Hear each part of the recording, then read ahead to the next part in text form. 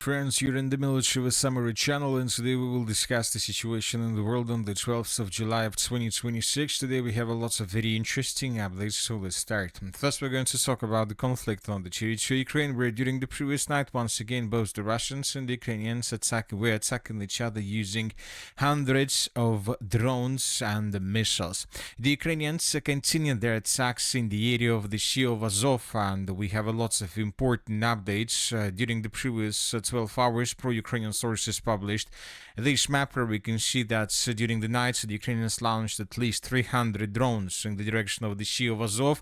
The Minister of Defense of the Russian Federation reported that during the overnight attack the Russians managed to bring down 349 air vehicles of the armed forces of Ukraine. Furthermore, this morning pro-Ukrainian sources published this video where we can see how exactly the Ukrainians were attacking the Sea of Azov. The Ukrainians were using, as we discussed, hundreds of drones to attack vessels and tankers through the territory of the Sea of Azov, and as a result of attack, at least 14 ships were hit at night on July 12th. 10 tankers and 4 ferriers. And later, the pro-Ukrainian sources published this picture where we can see that indeed 14 vessels or ships were damaged by the armed forces of Ukraine. And this morning, we start receiving updates on this matter. For example, in this satellite picture, we can see burning ship after being hit by Ukrainian drones. Furthermore, we have 2 more pictures in the area of the Strait of Kerch. Here we have more satellite pictures of vessels and tankers that were hit and damaged by the armed forces of Ukraine.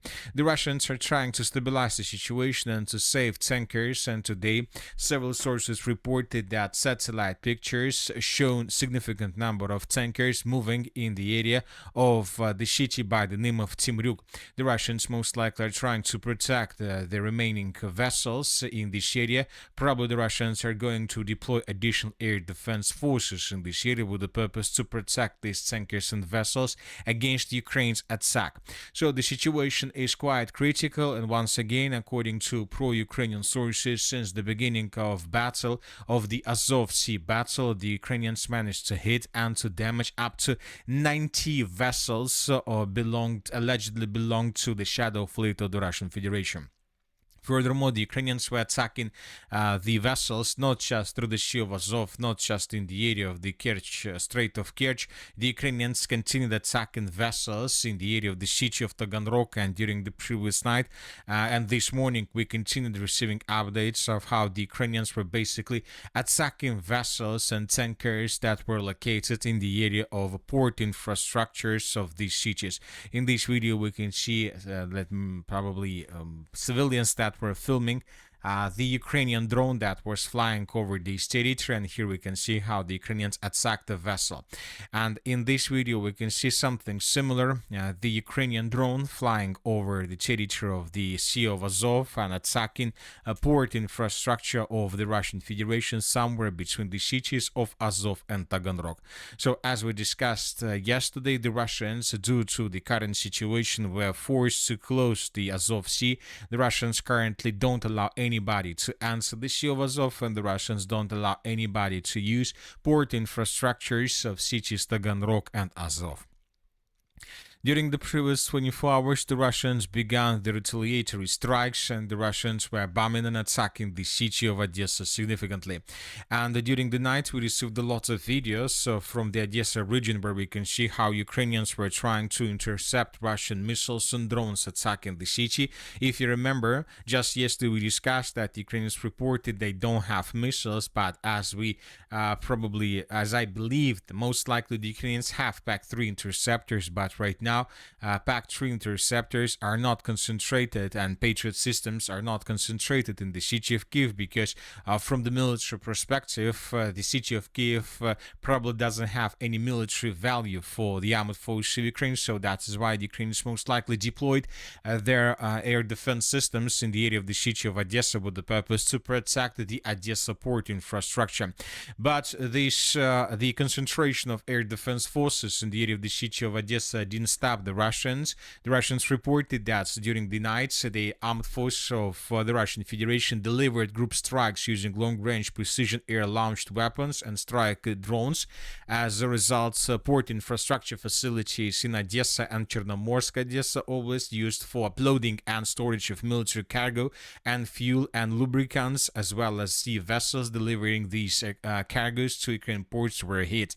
And this morning, pro-Russian sources published several videos from the area of the settlement of Alexandrovka, Burlacha Balk, and so on. And here we have videos where we can see how Russians using drones were attacking vessels belonged to the armed forces to Ukraine.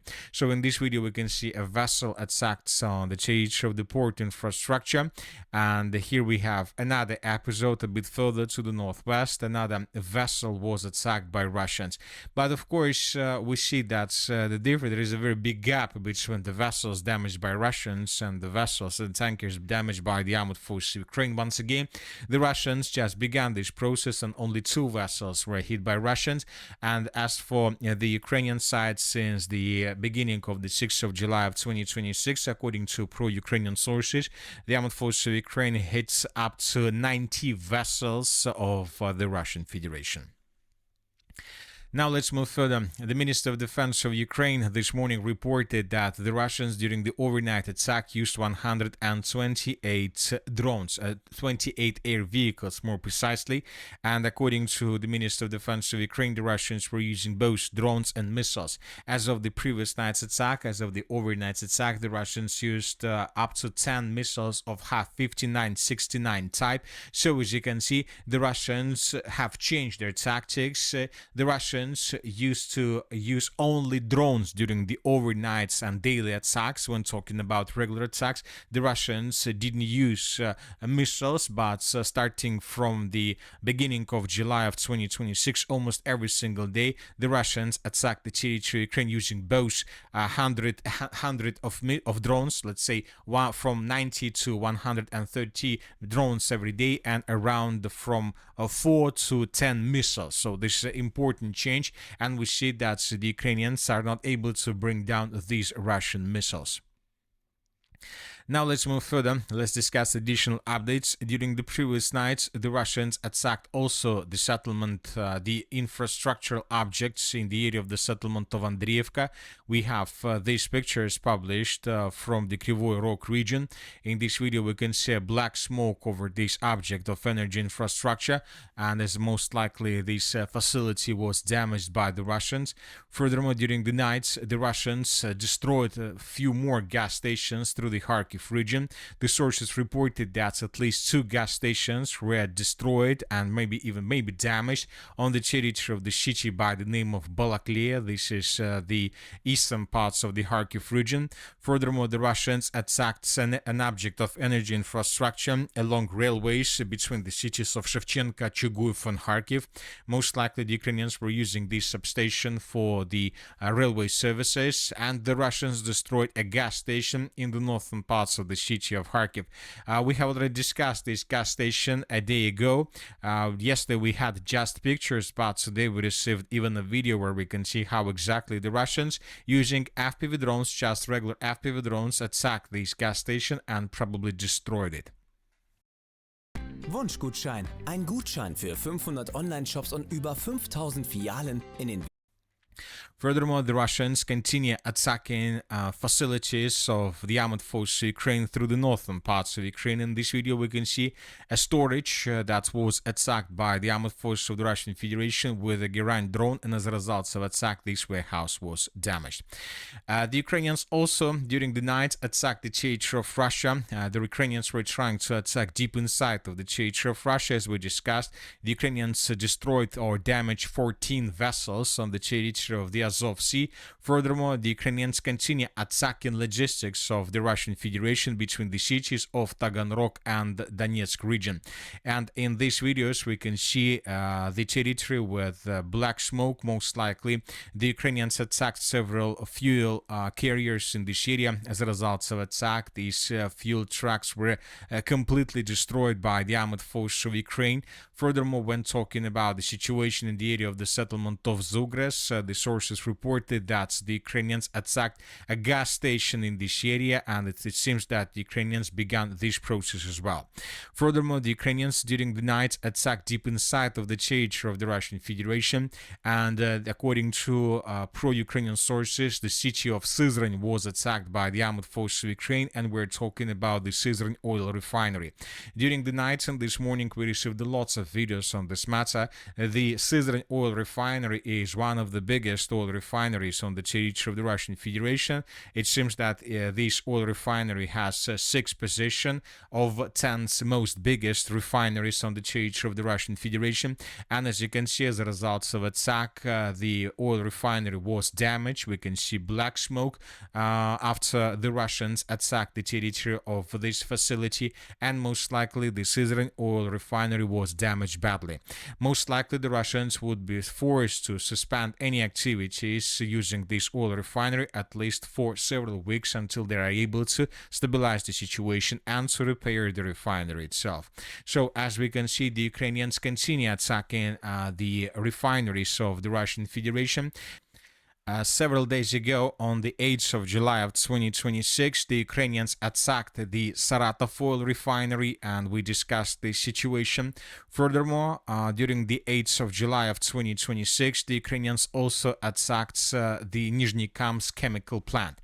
So, as you can see, all these chemical plants and these refineries, as well as the Syzran oil refinery, is located on the same line of attack, which means that most likely the Ukrainians managed to find a weak place in the Russia's air defense forces, and the Ukrainians since the beginning of 8th of July have been attacking this territory hundreds of times, and the Ukrainians most likely will continue doing this. Furthermore, when talking about the city of Saratov, the Syzran oil refinery, these oil refineries and these oil facilities are located in the area of main Russian strategic airfields that the Russians used to attack deep inside of the territory of Ukraine, which means that probably during the upcoming days the Russians will carry out another massive attack, and most likely the Russians would attack the city of Kiev. Now let's discuss the situation on the ground. During the previous 12 hours, we received lots of very important changes. And first, let's talk about the Glukhov direction. Today, the Russians published very interesting updates about the situation in this area. If you remember, just yesterday, the Russians reported that as a result of clashes, the Russians established control over the settlement of Bachivsk. And today, we start receiving updates that the Russians began bombing the settlement of Tovstodubova.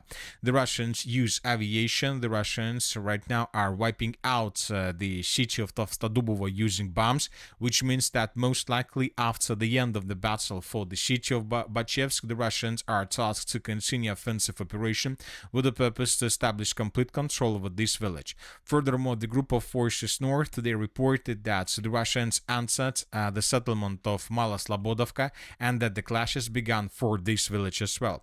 So, summarizing everything, it seems that now the Russians are tasked to establish complete control over everything along this red line. The Russians continue improving their positions through the northeastern parts of the Sumy region.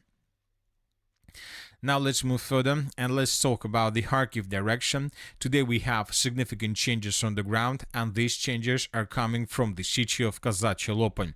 And these are the changes between the dates. This is the end of the 10th of July, this is the end of the 11th of July, and this is the end of the 12th of July of 2026.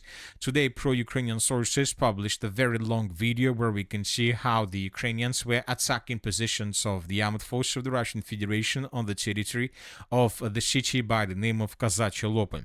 A lot of episodes were published by the armed forces of Ukraine and by pro-Ukrainian sources, and at least 3 of them were geolocated.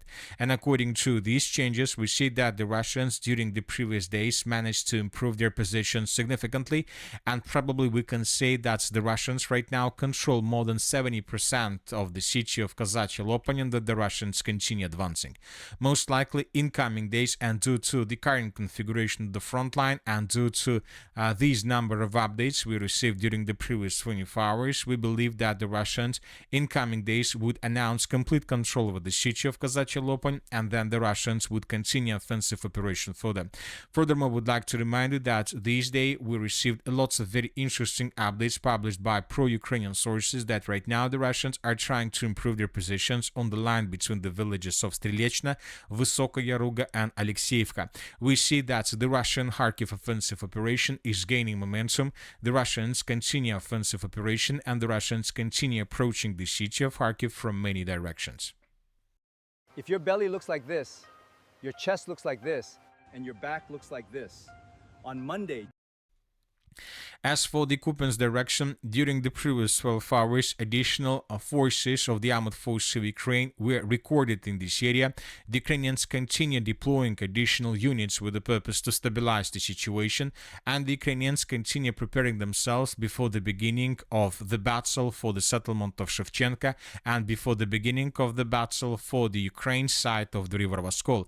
The Ukrainians continue regrouping, the Russians continue regrouping, and most likely the battle for the southeastern parts of the Kharkiv region is also inevitable. The same situation we can see also through the territory of the Kupiansk region, through the southern Kupiansk region from the area of Barova. The Ukrainians also continue deploying additional forces and units in this area with the purpose to stabilize the situation, and the Russians continue regrouping in this area as well. As for the city of Konstantinovka, during the previous 12 hours, pro-Russian sources published this video where we can see more flags raised by Russians through different parts of the settlement. In this video, we can see at least dozens of new flags raised by the armed forces of the Russian Federation, and 4 of them were geolocated. So we have additional geolocations that confirm Russian control over the territory. Furthermore, we have another video published by pro-Russian sources from the western parts of the city where we could see how the Russians were evacuating civilians. So which means that we received more and more proofs that the city of Konstantinovka is under complete and strong control of the armed forces of the Russian Federation. Furthermore, as for the Zaporozhye-Dnipro direction, during the previous 12 hours, pro-Ukrainian sources published lots of videos where we could see how the Ukrainians were attacking Russians in the area of the village of Filia, Yalta, furthermore in the area of the villages of Danilovka, Ostapovska and so on, and these videos confirm the current line of combat contact, especially this is a very important situation regarding the territory between Ivanovka and Kamar. I would like to remind you that these days pro-Ukrainian sources claim that the Ukrainians managed to improve their position significantly in this area, but during the previous 24 hours we received lots of videos confirming the current line of combat contact and that there are still Russian positions and that the Russians still have strong control over these territories. And